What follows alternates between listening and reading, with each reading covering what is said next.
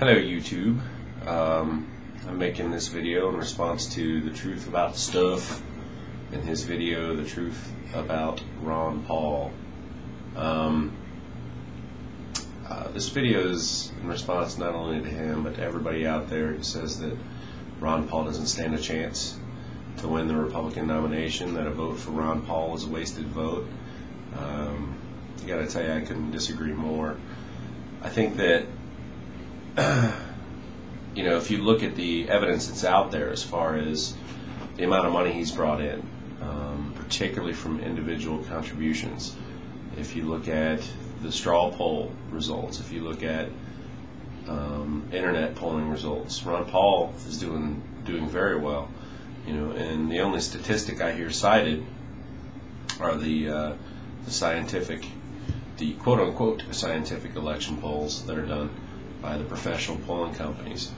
The problem with that, with taking those polling results as gospel, is that those people only call up people that were previously registered Republicans in previous voting cycles. If you look at 2004 primaries, only 6.6% of the Republican Party members showed up to vote when they renominated George W. Bush to run for president in 2004. 6.6% is a pathetic turnout. It's the worst in party history. I think it's the worst in either party's history. And to me, that just illustrates the fact that there are a lot of people that are disgruntled.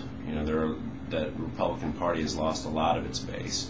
In your video, you cite that there's no chance that Ron Paul is going to gain support from the evangelical base. To be honest with you, I left the Republican Party in 1999 when I moved to a new place and had to re-register. I registered as an independent because I was so thoroughly disgusted with the religious right, with the evangelicals. They'd taken over the party on a local level, and it became painfully clear to me that they were doing it on the national level too. And then, after that, and after 9/11, you see the alliance, the unholy alliance between the evangelicals and the neoconservatives. I don't know what those people were thinking. What could be more, what could be less Christ-like than preemptive war? What could be less Christ-like than Halliburton oil and war profiteering and making sure that your buddies win billions of dollars in no-bid contracts at the expense of the taxpayers, at the expense of thousands of lives? I'm thoroughly disgusted with the Republican Party and how it's lost its way in recent years. And what I'm discovering with the Ron Paul revolution is that I'm not alone. There are millions of us out there that have become disgruntled, that have lost faith in the party, that have left the party. And I'm here to tell you, I'm back. I'm registering as a Republican. I'm a Ron Paul Republican, and there are millions of people like me. And he's getting support not only from former Republicans, but a lot of the existing Republican base.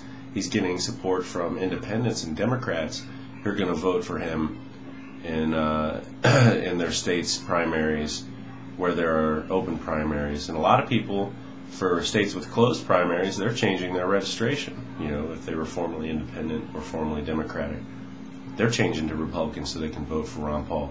Those people aren't being called. All of us are not included in those polls that you people love to cite.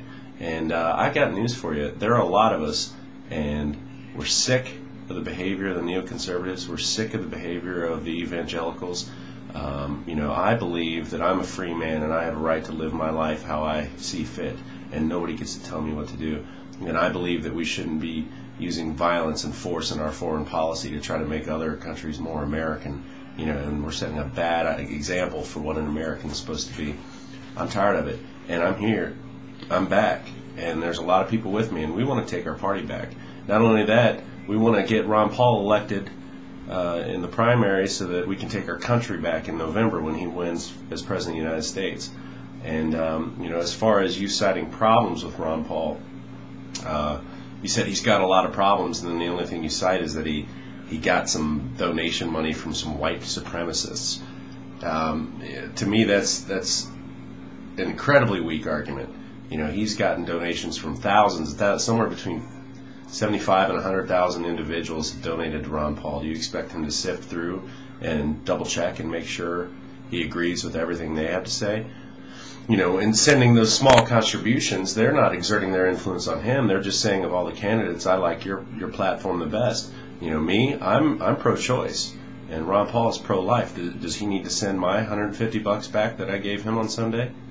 No, he doesn't. Because I believe of all the candidates, he fits me best, and I agree with him on every other issue.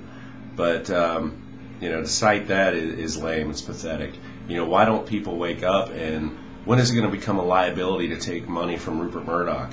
To take money from the people, the powerful people that are running this country into the ground, for their own interests. They don't have our interests at heart. Hillary Clinton got $40,000 this past month from Rupert Murdoch and the other executives at Fox News Corp, or News Corp, I guess is what it's called.